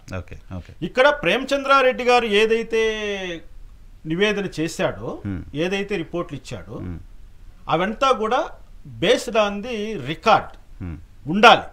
ఒకవేళ రికార్డును దాటి ఆయన ఉన్నదాన్ని లేనట్లుగా క్రియేట్ చేసి జగన్మోహన్ రెడ్డి గారికి మేలు చేయాలనేటువంటి ఒక దురుద్దేశంతో ఆయన కంప్లైంట్ ఇచ్చినా, వాంగ్మూలం ఇచ్చినా, దాని పర్యవసానం రాబోయే రోజుల్లో ముద్దాయిగా మారే అవకాశం ఉంది. అదే అంటున్నాడు ఈరోజు లోకేష్. అది ఉందో లేదో అనేది విచారణ సంస్థలు తేల్చాలి, కోర్టులు డిసైడ్ చేయాలి. ప్రేమచంద్ర రెడ్డి సరైన చెప్తున్నాడా, రాంగ్ చెప్తున్నాడా అనేది. ముద్దాయికి ఒక పర్సెప్షన్ ఉంటుంది, ఇంకొక నిర్దోషి ఇంకో పర్సెప్షన్ ఉంటుంది. ఇప్పుడు ఈ కేసులో ముద్దాయి అని ఆరోపణలు ఎదుర్కొంటున్న వ్యక్తి, నిర్దోషి ఇంకా కాదు నారా లోకేష్ గారు, ఆరోపణలు ఎదుర్కొంటున్న వ్యక్తి వన్ సైడ్గా ఇలా మాట్లాడొచ్చా అని హక్కు ఉంది. ఎందుకంటే ముద్దాయిగా నన్ను నేను డిఫెండ్ చేసుకునేటప్పుడు ఐ కెన్ స్పీక్ ఎనీథింగ్. నేను మాట్లాడే మాటల్లో వాస్తవం ఉందా అవాస్తవం ఉందా అని తేల్చవలసినటువంటి బాధ్యత కోర్టుకు ఉంటుంది. ఇప్పుడు నేనేమంటున్నాను, నేను తప్పు చేశానని నా మీద ఒక వ్యక్తి కంప్లైంట్ ఇచ్చాడు, అదంతా తప్పుడు కంప్లైంట్, అది నేను అతని పైన డెఫినెట్గా చర్య తీసుకుంటాననే దాంట్లో అంశంలో ఉన్నటువంటి ఒక క్యాడర్, ఒక పార్ట్ ఏంటంటే section 211 of Indian penal code అదే చెప్తోంది. ఎవరైనా తప్పుడు సమాచారంతో న్యాయ వ్యవస్థను కానీ విచారణ చేసేటువంటి అధికారులు కానీ తప్పుదారి పట్టించి ఇతని పైన చర్య తీసుకునేటట్లు కానీ చేస్తే ఆ వ్యక్తి పైన చర్య తీసుకునే బాధ్యత ముద్దాయికి ఉంటుంది, ప్రభుత్వ ఏజెన్సీలకు ఉంటుంది. సిఐడి వాళ్ళు డైరెక్ట్గా ఇప్పుడు వాళ్ళపైన కేసులు కట్టి వాళ్ళపైన చర్య తీసుకోవచ్చు. ఈరోజు జగన్మోహన్ రెడ్డి ప్రభుత్వంలో సిఐడి ఈ విధంగా ప్రవర్తించింది, రేపు చంద్రబాబు నాయుడు గారి ప్రభుత్వం వచ్చినప్పుడు సిఐడి వాళ్ళకు అనుకూలంగా ప్రవర్తిస్తుంది. ఆ రోజు ఈ ప్రేమచంద్రరెడ్డి ఎలా తప్పించుకుంటాడు? 211 కింద ఆయన్ను ప్రాసిక్యూట్ చేసేటువంటి అధికారము చట్టం ఇస్తుంది కదా. అదే అంటుంది, చట్టము చాలా విశాలమైనది, చాలా విస్తృతమైనది, అన్నీ ఉన్నాయి, ఇది లేదు అని చెప్పడానికి లేదండి. అసలు మామూలుగా ఉండలేదు అసలు చట్టం విషయంలో. కానీ దాన్ని ఉపయోగించే విధానము, ఆ ఉపయోగించగలిగినటువంటి ఒక వ్యక్తికి ఉన్నటువంటి సామర్థ్యం, దాన్ని బట్టి అది ఎప్పుడు ప్రయాణం చేస్తూ ఉంటారు. సో నారా లోకేష్ గారిని మళ్ళీ జైలుకి పంపించే అటువంటి అవకాశం లేదు ఇప్పుడున్న కేసులను బట్టి చూస్తే. 100% అటువంటి అవకాశం పాసిబిలిటీ లేదు. కానీ ఇంకో కేసు బిల్డప్ చేసి ఇప్పుడున్న కేసులు కాకుండా ఇప్పుడున్న కేసుల్లో మాత్రం ఇప్పుడున్న కేసుల్లో ఆయనకు న్యాయపరమైనటువంటి రక్షణ ఉంది కాబట్టి ఈ కేసులు ప్రస్తావన తెస్తూ ఇంకా ఆయన అరెస్ట్ చేయడము, మళ్ళీ జైలు పంపించడం జరగదు. ఏముందండి, ఈరోజు ఇసుక ఫ్రీగా ఇచ్చాడని కేసు పెట్టారు, మధ్యంలో ఇంకొకరికి ఏదో బెనిఫిట్ చేశాడని కేసు పెట్టారు, రేపొద్దున ఆయన చేసినటువంటి సంక్షేమ కార్యక్రమాల్లో ఎవరికో లబ్ధి చేకూర్చాడు కాబట్టి దాని మీద ఒక ఎఫ్ఐఆర్ కట్టి ఇన్వెస్టిగేట్ చేసి అరెస్ట్ చేయమని అంటే పెద్ద సమస్య ఏం కాదు, జగన్మోహన్ రెడ్డికి చేయొచ్చు. కానీ దాని పర్యవేక్షణాలు ఇన్ని రోజులు ఉన్నట్లుగా ఉండవు. ఏదైనా కానీ క్యాడరు ఈసారి చంద్రబాబు నాయుడు వచ్చి లిఫ్ట్ చేస్తాము అని పోలీసులు వచ్చినా, సిఐడి వాళ్ళు వచ్చి ఇచ్చినా వాళ్ళని లిఫ్ట్ చేసేస్తారు. అవునా? నథింగ్, ఆలోచించే ప్రశ్నే ఉండదు ఇంకా. ఎందుకంటే ఒక నాయకుణ్ణి అనవసరంగా మళ్ళీ చట్టాన్ని అడ్డం పెట్టుకొని ఇబ్బంది పెడతామంటే ఎవరు ఊరుకో. సో మీరు చంద్రబాబు నాయుడు గారితో బాగా ఎమోషనల్ కనెక్షన్ స్టార్ట్ అయిందా? బాగా ఎమోషనల్గా కనెక్ట్ అయ్యారా? ఇక్కడ నా వరకు అయితే నాకు ఎవరితోనూ ఎమోషనల్ బాండేజ్ ఉంది. బాబు గారికి సంబంధించిన కేసులో మనం ఎక్కడ చూసా మీరు కన్నీళ్ళు పెట్టుకోవడం. ఎందుకంటే నేను 17A గురించి మొట్టమొదటిసారిగా ఛానల్లో మాట్లాడింది నేను. చంద్రబాబు నాయుడు గారి విషయంలో ఈ యొక్క 17A సెక్షన్ 17A వర్తిస్తుందని ఆయన అరెస్ట్ చేసిన 10 నిమిషాలకే నేను లైవ్లోకి వచ్చి చెప్పాను. 17A వర్తిస్తుందని సుప్రీంకోర్టు అత్యున్నత న్యాయస్థానంలో ఉన్నటువంటి ఒక సీనియర్ జడ్జి గారు చెప్పిన వెంటనే ఒక జూనియర్ జడ్జి గారు వర్తించదనడంతో ఒక్కసారిగా నేను ఎమోషనల్గా బాధకు గురయ్యాను. ఎందుకయ్యానంటే ఒక సాంప్రదాయం ఉంది జ్యుడిషియరీలో. ఒక సీనియర్ జడ్జి ఒపీనియన్ను గౌరవించడము ఒక జూనియర్ జడ్జికి అది ఒక రకమైనటువంటి ఒక బాధ్యత. 17A అన్న దాన్ని చట్టములో నిర్దిష్టంగా నివేదన చేసినప్పుడు జడ్జికి ఇక్కడ విచక్షణాధికారం అంటూ ఏమీ ఉండదు. చట్టాన్ని ఫాలో కావాల్సిందే, ముద్దా అయినా ఫాలో కావాల్సిందే, సాక్షి అయినా ఫాలో కావాల్సిందే, జడ్జి అయినా కూడా చట్టాన్ని ఫాలో కావాల్సిందే. ఒకవేళ జడ్జి గారు కూడా చట్టాన్ని ధిక్కరించి ప్రవర్తిస్తే జడ్జి గారు కూడా ప్రాసిక్యూషన్కి అవకాశం వచ్చేటువంటి అవసరము ఈరోజు చట్టాల్లో ఉంది. మీ కన్నీళ్ళ కారణం చంద్రబాబు నాయుడు గారి పైన ఉన్న ప్రేమ ఇదా, లేకపోతే జడ్జి గారు తప్పు చేశారు అనే దానికి సంబంధించిన ఇది? నేనైతే జడ్జి గారి యొక్క ఒపీనియన్ చూసే నేను ఆ రోజు నాకు కన్నీళ్ళు వచ్చాయి. చంద్రబాబు నాయుడు గారి పైన ఉన్న ప్రేమ అభిమానం కంటే సొసైటీ పైన ఉన్నటువంటి బాధ్యతను నేను ఎక్కువ ఆలోచించాను. నేనేమంటున్నానంటే ఎవరికైనా చట్టం అందరికీ సమానమని మనం రాజ్యాంగంలో చెప్పుకున్నప్పుడు, అందరికీ ఒకే రకమైనటువంటి ప్రొటెక్షన్ భారత రాజ్యాంగం కల్పిస్తున్నప్పుడు, ఆ భారత రాజ్యాంగాన్ని కూడా మేము దైవంగా భావించేటువంటి డాక్టర్ బిఆర్ అంబేద్కర్ గారి యొక్క నేతృత్వంలో రూపొందించబడినప్పుడు ఆ రాజ్యాంగాన్ని యాజ్ ఇట్ ఈజ్గా అమలు చేయాలని కోరుకోవడంలో మాకు తప్పు కాదు. ఆ రాజ్యాంగాన్ని అమలు చేసే ప్రక్రియలో జరుగుతున్నటువంటి ఈ అవకతవకలు, ఈ ఆటుపోట్లు, ఏంటి అవకతవకలు? అక్కడ మాకు చాలా కన్నీళ్లు పెట్టుకోవడానికి అవకాశం. ఇక్కడే మీరు ఇంకొక గంభీరమైన ప్రశ్న కూడా అడుగుతా మిమ్మల్ని. జడ్జీలపైన కూడా వాళ్ళకి సంబంధించిన వ్యవహారాలపైన కూడా ఆ తీర్పులు చెప్పడం వెనక ఏముంటుంది అనేది కూడా మీరు కొన్ని కామెంట్స్ చేశారు. గతంలో హైకోర్టు మీకు నోటీసులు కూడా ఇచ్చినట్టుంది ఆ అంశానికి సంబంధించి. సో ఆ పరిస్థితి ఉంటుందా జడ్జి గారు, రామకృష్ణ గారు? 100% ఉంటుంది. ఈరోజు కూడా నేను ఢేర్గా చెప్పగలను. ఎందుకంటే ఏ న్యాయమూర్తి కూడా ఈరోజు నిష్పక్షపాతంగా ధైర్యంగా పని చేయలేనటువంటి పరిస్థితులు ఉన్నాయి. రకరకాలమైనటువంటి కారణాలు. ఒకప్పుడు జస్టిస్ కృష్ణయ్య గారిని చూసాం. అదేవిధంగా ప్రైమ్ మినిస్టర్ ఇందిరాగాంధీపై ఎన్నికే చెల్లదంటూ తీర్పులు ఇచ్చినటువంటి ఒక జడ్జిగా అలహాబాద్ హైకోర్టు జడ్జి గారు చూసాం. తర్వాత ఆ కేసులో ఏమైందో కూడా చూసాం. ఆయన సుప్రీంకోర్టుకి వెళ్లకుండా ఎలా ఇందిరాగాంధీ గారు తొక్కిపెట్టేశారు. ఇటువంటివన్నీ కూడా అప్పుడప్పుడు మనకు అలా మెరిసి అలా కనిపించి వెళ్ళిపోయేటువంటి కొన్ని అంశాలు కనపడకుండా కింద వైపున ఎన్ని సాగుతున్నాయో అవన్నీ కూడా ప్రజలకు తెలియాలి కదా, తెలిసిన వాళ్ళు చెప్పాలి కదా. కానీ ఒక చట్ట రూపంలో దానికి ఒక గోడ కట్టేస్తారు. అంటే ఎందుకంటే ఒక్కవేళ డిసిప్లిన్ ఉండాలి, జడ్జి గారికి విచక్షణారహమైనటువంటి ఏదైతే ఉందో దానికి ఎవరు కూడా ప్రభావితం చేయకూడదు. ఆయన చాలా నిష్పక్షపాతంగా స్వతంత్రంగా వ్యవహరించాలి. కాబట్టి ఆ ఉద్దేశంతోనే భారత రాజ్యాంగంలో న్యాయ వ్యవస్థను ఒక మెట్టుపై నిలబెట్టారు. దానికి కారణం కూడా ఏంటి? అమెరికా రాజ్యాంగాన్ని మనం తీసుకోవడం. కానీ ఇక్కడ డాక్టర్ బిఆర్ అంబేద్కర్ గారు ఆ రోజు ఊహించింది ఏంటి? అమెరికాలో ఉన్నటువంటి రాజకీయ చైతన్యము, సామాజిక చైతన్యము భారతదేశంలో ఉంటుందని ఆయన కలలు కనడము అక్కడ ఆ విధమైనటువంటి నిర్ణయం తీసుకోవడానికి కారణమైంది. అమెరికా రాజ్యాంగంలో సుప్రీంకోర్టు ప్రస్తావన వచ్చినప్పుడు ఆ సుప్రీంకోర్టు ప్రధానమైనటువంటి న్యాయమూర్తి తను చనిపోయే వరకు ఆ పదవిలో కొనసాగచ్చు. కానీ అక్కడ ఒక జడ్జి గారు ఏం చేశారు? జీవితాంతం నేనే ఈ చోట్లో ఉంటే మిగిలిన వారికి అవకాశాలు ఎక్కడి నుంచి వస్తాయి, ఇది కరెక్ట్ కాదు అంటే ఆయన 80 years టైంలో రిజైన్ చేసి వెళ్ళిన తర్వాత ఒక మహిళ, ఒక నీగ్రో జాతికి సంబంధించిన ఒక మహిళ మళ్ళా చీఫ్ అయ్యారు. అక్కడ నుంచి చాలా పరివర్తన చెందింది అమెరికా న్యాయ వ్యవస్థ. మరి భారతదేశంలో అటువంటి సంఘటనలు ఉన్నాయా చెప్పండి? అంటే ఇప్పుడు కేసు వేసిన వాళ్ళు, కేసు ఓడిపోయిన వాళ్ళు, కేసులో న్యాయం జరగలేదని భావించిన వాళ్ళు జ్యుడిషియరీ పైన అటువంటి వ్యాఖ్యలు చేయడం చూసాం. సరే చేస్తుంటారు వాళ్ళు, ఆన్ రికార్డ్ చేయరు, బయటకు వచ్చి అలా చేయడానికి కూడా భయపడతారు. నష్టం జరిగిందని భావించిన వాళ్ళు కూడా తమలో తాము జడ్జిలు అలా అయిపోయారు ఇలా అయిపోయారు మాట్లాడుకోవడం ఓకే, బయట మాట్లాడుకుంటున్నారు. కానీ కొన్ని వేదికలపైన జడ్జిగా పనిచేసి కొంతకాలం పాటు జడ్జిగా ఉన్న మీలాంటి వాళ్ళు అటువంటి మాటలు మాట్లాడితే వాటి గ్రావిటీ ఎక్కువగా ఉంటుంది. నేను బాధితుడిని,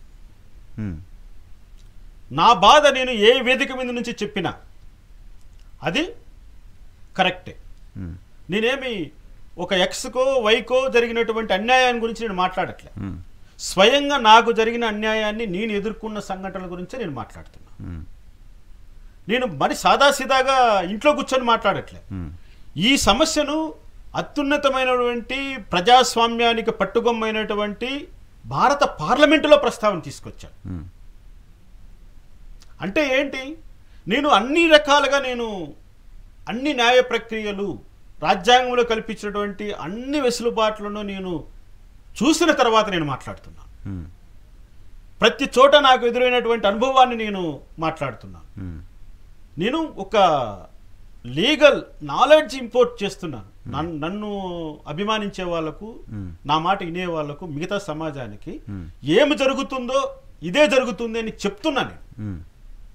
అది ఒకవేళ న్యాయ వ్యవస్థను కించపరచడమని న్యాయస్థానాలు భావించినా, న్యాయ వ్యవస్థను నేను డిఫేమ్ చేస్తున్నానని వాళ్ళు భావించినా, వాళ్ళు చేసుకున్న పని అది. 10 సంవత్సరాల నుంచి ఓపెన్గా ఛాలెంజ్ చేశాను.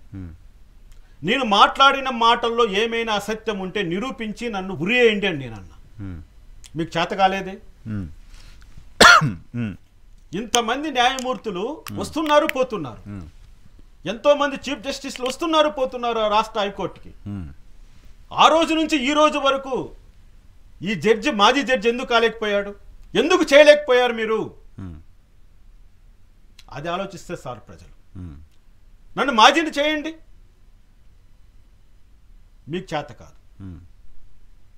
మరి అటువంటప్పుడు నేను న్యాయ వ్యవస్థలో లోపాలు ఉన్నాయి, న్యాయమూర్తులు కూడా మానవులే, సహజమైనటువంటి ప్రలోభాలకు, సహజమైనటువంటి భయానికి వాళ్ళు కూడా లోనవుతున్నారు, దాన్ని తగ్గట్టుగానే. అది జనరలైజ్ చెప్పడం వేరు. ఈ పర్టికులర్ కేసులో ఇదిగో డబ్బులు తీసుకుని ఇలా చేశారు, ఈ పర్టికులర్ కేసులో ఇదిగో భయపడి ఇలా చేశారు అని చెప్పడం కూడా వేరుగా.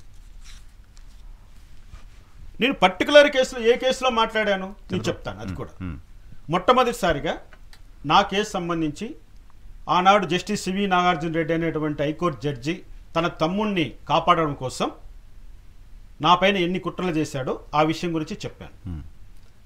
మొన్న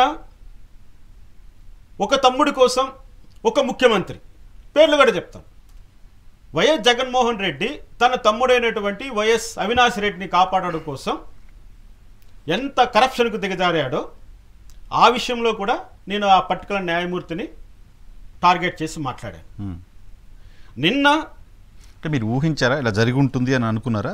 జరిగింది అని తెలుసా? జరిగినట్టు చూసారా? ఎట్లా జరిగినది చూసి, నా కల్లారా చూసి, తిరిగి నిర్ధారణ చేసుకొని నేను మాట్లాడాను. ఇప్పుడు కూడా ఈరోజు నౌ టుడే ఇట్ సెల్ఫ్ నేను రెడీ. నేను ఏదైతే వైఎస్ అవినాష్ రెడ్డి గారి కేసులో నేను చేసినటువంటి వ్యాఖ్యానం ఏదైతే ఉందో నేను ఈరోజు కూడా చూపిస్తాను. నేను ఒకటే అడిగాను, మీ కళ్ళ ముందు నుంచి డబ్బులు బ్యాగులు పోయాయా? నేను చెప్తాను, నేను ఇప్పుడే చెప్తున్నా, డబ్బులు నా కళ్ళ ముందు నుంచి చేతులు మారాయా లేదన్నది పక్కన అప్రస్తుతం. నీకున్న ఆస్తి యాజ్ ఏ జడ్జిగా నువ్వు వచ్చిన రోజుకి నీకున్న ఆస్తి 10 లక్షలు అయితే, ఈరోజు నీ ఆస్తి 10 కోట్లు అయితే, నీకు నెల జీతం ఎంత కట్ చేసి తీసేస్తే, నీ ఖర్చులు తీసేస్తే నీ ఆస్తి 1 కోటి రూపాయలు అయితే నీకు 10 కోట్లు ఎక్కడి నుంచి వచ్చాయి? నాకు చాలా అది, నేను అది నిరూపిస్తా. నేను అందుకే అడిగాను, మీరు ఏ ఆధారంతో చేస్తున్నారంటే నవ్వుటండి, నాకేం వద్దండి, మీ వైపు నుంచి లీగల్గా ఒక సర్టిఫికెట్ ఇవ్వండి, ఆ పలానా జడ్జి సర్వీస్లో చేరినప్పుడు ఇది ఆస్తి అని. ప్రతి సంవత్సరం వాళ్ళు సబ్మిట్ చేస్తారు, ప్రభుత్వం సబ్మిట్ చేయాలి. మీకు ఇంకో వండర్ తెలిసిన, జస్టిస్ సివి నాగార్జున రెడ్డి ఒక్క సంవత్సరం సంబంధించిన ఆస్తులు కూడా హైకోర్టుకి ఇవ్వాలి. ఆయన భార్య పేరు మీద, ఆయన కూతుర్ల పేరు మీద బెంగళూరులో, తిరుపతిలో, హైదరాబాదులో ఎన్ని ఆస్తులు ఉన్నాయో, ఎన్ని వందల కోట్ల ఆస్తులు ఉన్నాయో నేను పార్లమెంట్లో పెట్టాను. లీగల్గా ఆర్టీఐ కింద సుప్రీంకోర్టుని అడిగాను, ఆయన ఏమైనా ప్రతి సంవత్సరం ఇస్తున్నారండి. మీరు ఏ గవర్నమెంట్ ఎంప్లాయ్ అయినా చట్ట ప్రకారం ప్రతి సంవత్సరం వాళ్ళకు సంబంధించినటువంటి ఆస్తుల వివరాలు, బంధుగణం యొక్క వివరాలు ఖచ్చితంగా సమర్పించాల్సింది. మేము కూడా ఈరోజు నేను ఈరోజు సస్పెన్స్ లో ఉన్నా కూడా ఎవ్రీ ఇయర్ డిసెంబర్ వచ్చిందంటే 31 లోపల నాకున్నటువంటి సీట్ నేను పంపిస్తా. నా ఆస్తులు ఎంత పెరిగినాయి, నా ఆస్తులు ఎంత తగ్గిపోయినాయి, నా కొడుకు ఉద్యోగంలో చేరాడా, నా కూతురు ఉద్యోగంలో చేరిందా లేదా, నా కొడుకు చదువుతున్నాడా, నా కూతురు చదువుతూ ఉందా, ఏం చదువుతూ, వాళ్ళ ఆస్తులు అబ్నార్మల్ గా పెరిగాయి కాబట్టి వాళ్ళు అవినీతికి పాల్పడ్డారు అనే కంక్లూజన్ కి మీరు వస్తున్నారు. చట్టంలో ఉన్నదే అది. ప్రివెన్షన్ ఆఫ్ కరప్షన్ యాక్ట్ లో ఉద్యోగస్తుల యొక్క అవినీతిని ఎలా సరే, వాళ్ళ మొత్తం టెన్యూర్లో ఏడాదిలో 10 కేసులు చూసారంటే 9 కేసుల్లో తీసుకొని దీంట్లో తీసుకొని ఉండకపోవచ్చు, లేకపోతే 9 కేసుల్లో తీసుకోకుండా దీంట్లో తీసుకోండి, వాట్ ఎవర్ ఇట్ ఈస్. నాకు ఈ పర్టికులర్ కేసులో జరిగింది అనేది మీరు ఎలా పాయింట్అవుట్ చేస్తున్నారు అనేది పాయింట్. పర్టికులర్ కేసులోనే జరిగిందని ఎలా పాయింట్అవుట్ చేస్తున్నామంటే ఇక్కడ అవకాశం వచ్చింది కాబట్టి పాయింట్అవుట్ చేస్తున్నాం. ఎవరికి అవకాశం ఉంది తీసుకోవడానికి? ప్రజలకు అవకాశం వచ్చింది, పబ్లిక్ డొమైన్లోకి వచ్చింది. అరే, గొడ్డలితో అతి కిరాతకంగా నరికి చంపినటువంటి కేసులో ముందస్తు బెయిలా ఉందా చట్టంలో? నేను అదే అడుగుతున్నా. కోడికత్తి సీను జగన్మోహన్ రెడ్డి ఏం నడికి చంపలేదే, ఆయన గొంతు మీదనో గుండెల్లోనో కిడ్నీలోనో పొడచలేదే, ఎక్కడో భుజం పైన ఒక చిన్న ఘాటు ఏర్పడితే 5 సంవత్సరాల నుంచి జైల్లో ఉన్నాడు. నేను ఇదే అడుగుతున్నా. కోడికత్తి సీను కోట్లు ఇవ్వలేడు కదా మీకు, ఒక దళిత బిడ్డ. అవినాష్ రెడ్డి అయితే 100 కోట్లైంది, 1000 కోట్లైనా నీకు ఇస్తాడు. మీరు ఎంతకాలం సర్వీస్లో ఉన్నారు రామకృష్ణ గారు? అంటే ఇంకా ఇప్పుడు సర్వీస్లో ఉన్నట్టే, సస్పెన్షన్ యాక్టివ్గా ఇప్పుడు 11 సంవత్సరాలు అవుతుంది. ఇది నన్ను సస్పెండ్ చేసి దానికి ముందు ఒక 10 సంవత్సరాలు సర్వీస్లో ఉన్నారు. సర్వీస్లో 21 సంవత్సరాల నా కెరీర్ లో నాకు 11 సంవత్సరాలు నిరర్థకమైపోయాయి. 11 సంవత్సరాలుగా మిమ్మల్ని కోర్టుకు దూరంగా ఉంచారు. నా సర్వీస్ నిరర్థకమైపోయింది. అంతకుముందు 10 సంవత్సరాల్లో మిమ్మల్ని బ్రైబ్ చేయడానికో బెదిరించడానికో ప్రయత్నాలు జరిగాయా? ఎవరైనా మీ దగ్గర డబ్బు సంచులు తెచ్చారా? జరిగాయి. చెప్తున్నది కూడా. నేను first posting Gadwal, DK Bharat Aruna గారి భర్త, ఎస్, ఒక ఎక్స్టార్షన్ కేసులో బెదిరించారు. 30 లక్షల రూపాయలు ఇస్తాం బెయిల్ ఇవ్వండి అని అన్నారు. నేను ఒప్పుకోలేదు. చివరికి జిల్లా కోర్టు పోయి యాంటిసిపేట్ బెయిల్ తెచ్చుకున్నారు. ఎస్, నాకేం బాధ లేదు, కానీ నేను లొంగలేదు. తర్వాత పొన్నూరు వెళ్ళాం, ధర్మవరంలో చేశాను. ధర్మవరంలో నందమూరి బాలకృష్ణ గారి విషయము ఆడ పెద్ద గొడవ అయింది. తర్వాత పొన్నూరులో దూలిపాల నరేంద్ర కేసు పెద్ద గొడవ అయింది. మళ్ళీ రాయచోటుకు వచ్చాను. రాయచోటులో జస్టిస్ సివి నాగార్జున రెడ్డి తమ్ముడు కేసు పెద్ద గొడవ అయింది. అన్ని చోట్ల ఎదుర్కొన్నాను. ఎక్కడ కూడా నేను భయానికో లేకపోతే ఇంకో దానికో నేను ఎక్కడ లొంగలేదు. కారణం ఏమిటంటే నాకు డబ్బు అనే విషయం నాకు చాలా చిన్న విషయం. డబ్బు కావాలని నేను ఎప్పుడు కూడా వెంటపడలేదు, నాకు అవసరం కూడా లేదు. భయమా, అది ఎప్పటికీ నాలో ఉండదు. కత్తికి ఎదురుపోవడమే తప్ప పారిపోవడం నాకు తెలియదు. డబ్బు మీద ఇంట్రెస్ట్ లేదు, భయము లేదు. నాకున్న యాంబిగ్యూటీ ఏంటంటే పేదవాడిని కూడా ఒక కోటీశ్వరుడికి సమానంగా న్యాయ వ్యవస్థలో చూడాలనేది నా కోరిక. ఎస్, ఆటో డ్రైవర్కి, ఆడి కారు నడిపినటువంటి ఓనర్కి చట్టం ముందర ఒకే రకమైనటువంటి న్యాయం జరుగుతుందన్నది ఆ కాన్సెప్ట్ తప్ప ఇంకా మిగతా ఏ కాన్సెప్ట్కి నేను అందుకనే ఈ రోజుకి కూడా నా సర్వీసు మొత్తంలో జడ్జి రామకృష్ణ అవినీతి పరుడు అని మాట్లాడినటువంటి వాళ్ళు లేరు. ఈ రోజు కూడా నన్ను ఎందుకు సస్పెండ్ చేశారు? హైకోర్టు జడ్జి పైన కంప్లైంట్ ఇచ్చాడని సస్పెండ్ చేశారు. Disciplinary action. నేను కంప్లైంట్ ఇచ్చింది వాస్తవం, తప్పు చేశాడని కంప్లైంట్ ఇచ్చాను. అంత మాత్రానికే నన్ను సస్పెండ్ చేశారు. కంప్లైంట్ ఇస్తేనే ఇప్పుడు మీ సస్పెన్షన్ ఎత్తేయాలంటే మామూలుగా ఎవరు చేయాల్సి ఉంటుంది? హైకోర్టు వాళ్ళు చేయాలి, చీఫ్ జస్టిస్. కమిటీ వాళ్ళు చేయాలి, చీఫ్ జస్టిస్, హైకోర్టు మొత్తం జడ్జెస్ అంతా కూర్చొని చేయాలి. మన తెలుగు రాష్ట్రాలకు సంబంధించిన పెద్ద మనిషి ఒక ఆయన సుప్రీంకోర్టు సిజేఐగా ఉన్నారు. అప్పుడే మీ పైన ఉన్న సస్పెన్షన్ రివోక్ చేయడానికి సంబంధించిన ప్రయత్నాలు ఏం జరగలేదా? నరసింహారావు గారు, నేను ఇంతవరకు ఏ ఒక్కరిని కూడా పోయి కలవడం కానీ నాకు సహాయం చేయమని అడగడం కానీ, అది సహాయం నేను అడగలేదు. సహాయం ఎందుకు అవుతుంది? ప్రొసీజరే ప్రతి సంవత్సరము నేను లెటర్ పెడుతూనే ఉంటా చీఫ్ జస్టిస్ ఆఫ్ ఆంధ్రప్రదేశ్, నా సస్పెన్షన్ ఇల్లీగల్ అండి, దీనిపైన వెంటనే చర్యలు తీసుకోండి అని లెటర్ పెడుతూనే ఉన్నా. నేను లీగల్గా పేపర్ వర్క్ చేసుకోగలనే కానీ వ్యక్తిగతంగా వెళ్ళి వాళ్ళని కలిసి వ్యక్తిగతంగా వెళ్ళి కలవకపోతే సస్పెన్షన్ ఎత్తేయరా? రిక్వెస్ట్ చేసుకోకపోతే, లాబీ చేసుకోకపోతే, పైరవీ చేసుకోకపోతే ఎత్తేయరా? ప్రొసీజర్ లేదా? నేను ఇప్పుడు చెప్తున్నది ఏంటి? అదే మీరు చేయలేదు అంటే చేయలేదు అనే కదా నేను చెప్తున్నది ఏంటి. నేనేమి పర్సనల్గా వ్యక్తిగతంగానే పోయి ఎవరిని కలవట్లేదండి నేను చెప్తున్నా. బహుశా దాని ప్రభావం వల్లే పనులు జరగకపోవచ్చునేమో అనుకుంటే అనుకోవచ్చు. నేను ప్రతి సంవత్సరము చేయవలసింది నా డ్యూటీ నేను చేస్తున్నా. ప్రతి సంవత్సరము మీతో పాటు మీ తర్వాత సస్పెండ్ అయిన కొంతమంది జడ్జిలకి ఆ తర్వాత ఇప్పుడు మళ్ళీ పొజిషన్లో వచ్చి వాళ్ళు తీర్పులు ఇస్తున్నారు. అవును, but why not you? Judge Ramakrishna మళ్ళీ వచ్చి తీర్పులు ఇస్తే న్యాయ వ్యవస్థలో జరిగినటువంటి ఆ అలజడి ఏదైతే ఉందో అది స్టాండర్డ్గా నిలిచిపోతుంది. అంటే ఒక హైకోర్టు జడ్జి తప్పు చేసినా కూడా ఒక మెజిస్ట్రేట్ నిలబెట్టి ప్రశ్నించి ఆ యొక్క ఇండిపెండెంట్ ఆఫ్ జ్యుడిషియరీని నిలబెట్టగలిగితే పైన ఉన్నటువంటి పెద్దల యొక్క ఈగో దెబ్బతింటుంది.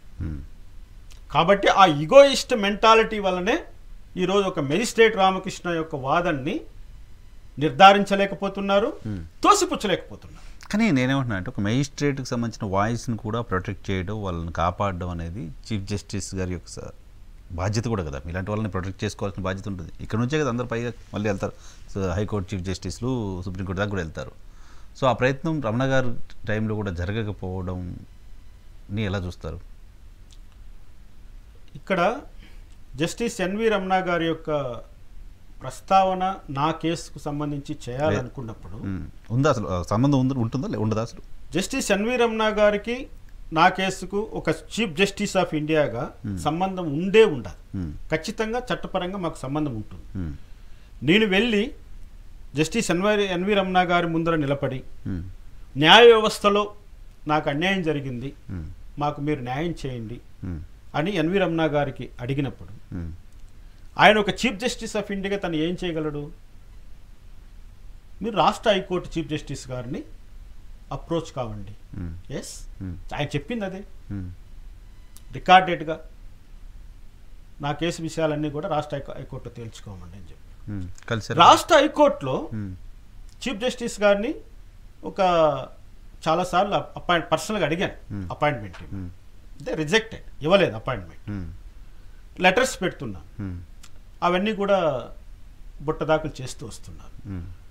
మరి ఎందుకు ఈ విధంగా జరుగుతుంది అంటే నేను సుప్రీంకోర్టుకు లెటర్ రాసిన దాంట్లో ఒక మాట రాశాను, until unless Mr. Justice C.V. Narayan Reddy retired from service or until my death, I could not expect any justice from this honorable court and రాసి రికార్డెడ్గా అంత రాసిన తర్వాత నేను ఏ విధంగా మళ్ళీ అప్రోచ్ కాగలను? సో ఇప్పుడు ఏంటి మరి లీగల్గా కంటిన్యూ చేయాల్సి ఉందా, ఇటు వస్తారా పొలిటికల్ సైడ్లోకి వచ్చేస్తారా? పొలిటికల్ సైడ్ రావడానికి నాకున్న ఆర్థిక వనరులు, నా స్వభావము మ్యాచ్ కావు. ఒకటి, ఒకవేళ ఏదైనా రాజకీయ పార్టీ, అది తెలుగుదేశం కావచ్చు, జనసేన కావచ్చు, సిపిఐ కావచ్చు, సిపిఎం కావచ్చు, బిఎస్పి కావచ్చు, ఎనీ పొలిటికల్, వైసీపీ కాకూడదా? వైసీపీకి అస్సలే ఎందుకంటే అవినీతిలో పుట్టి అవినీతిలో పెరిగినటువంటి ఒక విష వృక్షము వైసీపీ, నా అభిప్రాయం. సో ఇప్పుడు ఈ పార్టీల నుంచి ఇన్విటేషన్ ఉందా ఏమన్నా? ఇన్విటేషన్ కోసం వెయిట్ చేస్తున్నా.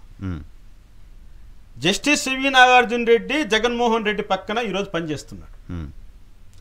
అటువంటి పార్టీకి సంబంధించి మాట్లాడడానికి కానీ ఆలోచన చేయడానికి కానీ నేను కల్లో కూడా ఊహించను. పైగా జగన్మోహన్ రెడ్డి అధికారంలోకి వచ్చిన తర్వాత అనవసరంగా నన్ను టార్గెట్ చేయడం, నన్ను జైల్లో పెట్టడం, నా కుటుంబ సభ్యులను వేధించడం, నా కొడుకును కూడా జైల్లో పెట్టడం, పెద్దిరెడ్డి రామచంద్రారెడ్డి అంత నీచ స్థాయికి దిగజారిపోవడం. మీ దగ్గర డబ్బులు ఉన్నాయనే కదా, మీకు అధికారం ఉన్నదే కదా మీరు చేసింది ఇది. అటువంటప్పుడు నేను ఎలా ఆ వైసీపీ పేరెత్తానండి? లేదు, మీరు అన్ని పార్టీలు చెప్తుంటే నేను కోట్ చేశాను. సరే, నేను వైసీపీ పేరెత్తాను. ఓకే, వైసీపీ పేరు ఉచ్చరించడానికి కూడా నాకు ఇష్టం ఉండదు. సో ఆ పార్టీల నుంచి కంటెస్ట్ చేసే ఆలోచన ఉందా? వాళ్ళు సీట్ ఇస్తామంటే ఏ పార్టీ అయినా సరే, ఎందుకు నేను కంటెస్ట్ చేస్తానంటే ఈ అరాచకాలను ఎండగట్టడం కోసం. నేను ఇక్కడ ఎంత మాట్లాడినా కూడా ప్రజల్లో అది ప్రభావం చూపించదు. అదే ఒక రాజ్యాంగబద్ధమైనటువంటి ఒక లెజిస్లేచర్గా నేను అది చట్టసభల్లో ఈ మాట మాట్లాడితే ఎక్కువ ప్రభావం చూపించేటువంటి అవకాశం ఉంది. కాబట్టి ఇంకా ఆల్టర్నేటివ్గా నాకున్నటువంటి ఏకైక మార్గం కూడా అదే. కాబట్టి రాజకీయంగా వెళ్ళాలన్నది నాకున్నటువంటి ఆశ, నిర్ణయం కూడా. అవకాశం వస్తే ఖచ్చితంగా నేను చేస్తాను, అందులో ఏమాత్రం డౌట్ లేదు. లోక్సభకా అసెంబ్లీకా ఏ పార్టీ ఎక్కడికైనా సరే నాకు కావాల్సింది ఒక లెజిస్లేచర్, ఒక ప్రజావేదిక. దానికోసమే నేను వెయిట్ చేస్తున్నాను. అప్రోచ్ మీ వైపు నుంచి అప్రోచ్ ఉండదు అయ్యారా? మీరు వైపు నుంచి కూడా అప్రోచ్ నడుస్తుందా? నా వైపు నుంచి అప్రోచ్ స్టార్ట్ చేసి ఉన్నా, నేను రిక్వెస్ట్ పెట్టి ఉన్నా, కలిసి కూడా నేను మాట్లాడాను. నాకు వాళ్ళు ఏ అవకాశం ఇచ్చినా, ఎక్కడి నుంచి అవకాశం అంబిగ్విటీ ఎందుకు? మీరు కలిస్తే ఇప్పుడు ప్రధాన ప్రతిపక్షంగా తెలుగుదేశం పార్టీని కలిసి ఉండాలి. నేను ఎందుకు ఇక్కడ ప్రధాన ప్రతిపక్షం తెలుగుదేశం అని ఎందుకంటానంటే సమఉజ్జి నాకు కావాలి. వైసీపీని ఢీకొట్టేటువంటి నైజము అంత స్తోమత ఉన్నటువంటి ఏకైక పార్టీ తెలుగుదేశం పార్టీ. బాబు గారిని కలిసారా? పార్టీ పెద్దలను ఎవరిని కలిసారా? బాబు గారిని కలిశాను, లోకేష్ బాబు గారిని కలిశాను. ఇంకా వాళ్ళతో సత్సంబంధాలు కూడా నాకు ఉన్నాయి. ఎందుకంటే నన్ను అరెస్ట్ చేసినప్పుడు నా ఫ్యామిలీకి ధైర్యం చెప్పి, నా భార్య బిడ్డలను ఓదార్చి, మేమున్నాము మీరు భయపడకండి అంటూ వాళ్ళకు అండగా నిలబడినటువంటి చంద్రబాబు నాయుడు గారు అంటే నాకు చాలా గౌరవం. కష్ట సమయంలో ఎవరు ఆదుకుంటారో వాళ్ళని మన కట్టె కాలే వరకు మనం విస్మరించకూడదు. అది నా అభిప్రాయం. నాకు ఆయన సహాయం చేశాడు, నా కుటుంబాన్ని సహాయం చేశాడు.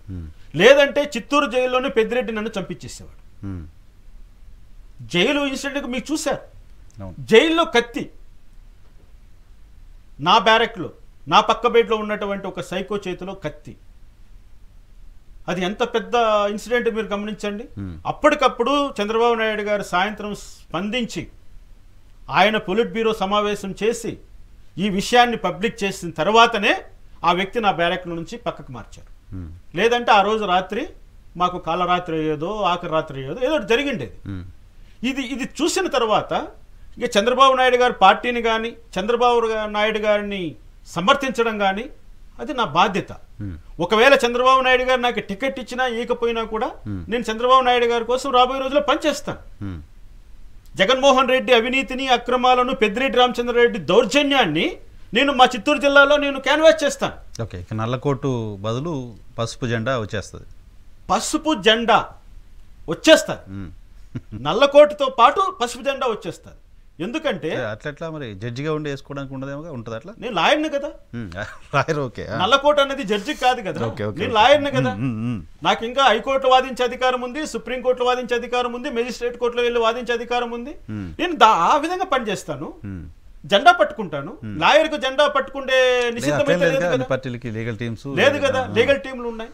ఏదో రూపంలో నేను చంద్రబాబు నాయుడు గారి యొక్క అప్లిట్మెంట్ కోసం, తెలుగుదేశం పార్టీ విజయం కోసం నేను పనిచేస్తాను. భుజాలపైకి భుజాలను ఎత్తుకుంటాను, రేయం బగులు కష్టపడతాను. నాకు నా ఏకైక లక్ష్యం జగన్మోహన్ రెడ్డి ప్రభుత్వం పతనమైపోవాలి. ఆ జగన్మోహన్ రెడ్డి పెంచి పోషించినటువంటి గూండాలు, రౌడీలు ఊచల లెక్క పెట్టాలి. నా యొక్క ఏకైక లక్ష్యం అది. అందులో నేనేం చెప్తున్నాను, ఒక విక్టిమ్గా, ఒక బాధితుడిగా ఈ విధంగా చేయడం తప్పు అంటున్నా. ఒక అమాయకమైనటువంటి ఒక దళిత బిడ్డను మాకు ఏ దిక్కు దిమానం లేదని భావించి ఇంత రూడ్గా ప్రవర్తిస్తారండి ప్రభుత్వ ఏజెన్సీలు? ఇంత నిర్లక్ష్యంగా వ్యవహరిస్తారా? దానికి కారణం ఏంటి? మేము ప్రశ్నించలేమనే కదా. మేము ప్రశ్నిస్తాం. You are ready for questioning your atrocities. Okay, ఆ ధైర్యంతోనే నేను ఈ రోజు కూడా ఉన్నాను. ఇక్కడ పొలిటికల్గా ఛాన్స్ ఇస్తే నాకంటూ ఒక స్టేటస్ ఉంటుంది. ఆ స్టేటస్ ద్వారా నేను సమాజంలో ఏదైనా చెప్పగలను. ఒకవేళ దానికి ఇవ్వలేము, మాకు వల్ల కాదన్నా కూడా నాకేం బాధలేదు. నాకున్న ఎంత అవకాశం ఉందో ఆ అవకాశంలో నేనైతే వైఎస్ఆర్ కాంగ్రెస్ పార్టీ ఓటమికి, జగన్మోహన్ రెడ్డి పతనానికి, రాబోయే రోజుల్లో ఆంధ్రప్రదేశ్లో మరో రెడ్డి ముఖ్యమంత్రి కాకుండా ఉండాలనేది నా ప్రగాఢమైనటువంటి కోరిక. మొత్తం సామాజిక వర్గం మీద, సామాజిక వర్గంలో ఇంకెవ్వరూ కూడా ఆంధ్రప్రదేశ్ ముఖ్యమంత్రిగా ఉండడానికి వీళ్ళు. ఎందుకు ఒక నాగార్జున రెడ్డి గారు అంటే పడకపోతే మొత్తం సామాజిక వర్గమే వాళ్ళంతా ఒకటేనండి. నాగార్జున రెడ్డి ఒకడు, వాడెనక బయలుదేరాడు పెద్దిరెడ్డి రామచంద్రారెడ్డి, వాడెనక బయలుదేరాడు జగన్మోహన్ రెడ్డి, వాడెనక బయలుదేరాడు విజయానందరెడ్డి. ఏంటి ఇది? కనీసము ఇంత చదువుకొని ఇంత జ్ఞానం ఉండి మీరే ఇంత వన్ సైడెడ్గా ఎలా ప్రవర్తిస్తారు? నేను అందుకే అనుకుంటాను, రెడ్డి కమ్యూనిటీ నుంచి మరోసారి ఆంధ్రప్రదేశ్ రాష్ట్రానికి ముఖ్యమంత్రిగా ఎవరు రావడానికి లేదు, రాకూడదు. అప్పుడే ఆంధ్రప్రదేశ్ బాగుపడుతుంది. ఓకే.